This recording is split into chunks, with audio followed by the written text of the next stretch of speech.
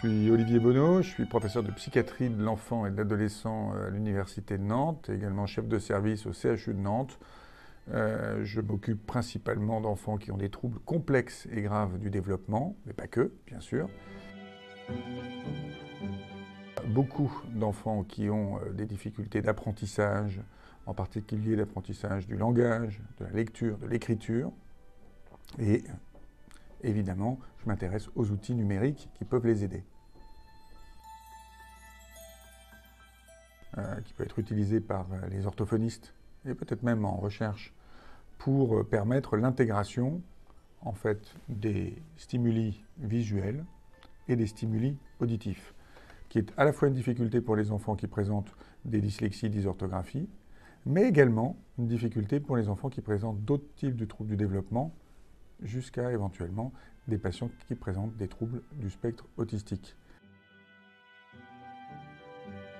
Donc c'est vraiment un outil numérique extrêmement simple d'usage et d'utilisation qui permet d'avoir accès à une banque de sons extrêmement importante qui sont présentées assez joliment avec des petits icônes. Et on peut utiliser ces petits icônes pour pouvoir ensuite jouer et intégrer des sons et des images de manière à progresser dans les apprentissages.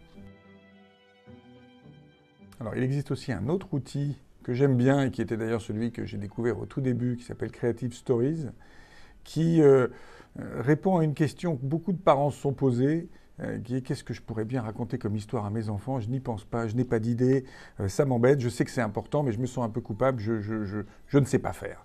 Et bien en fin de compte, je trouve que cet outil est utile. Il vous propose, en créant un peu votre environnement, en vous posant quelques petites questions, de pouvoir organiser un peu mieux l'histoire que vous allez raconter le soir à votre enfant. C'est une aide considérable pour les parents qui, allez, on peut le dire, manqueraient d'imagination. Je trouve que c'est un bel outil, une belle idée.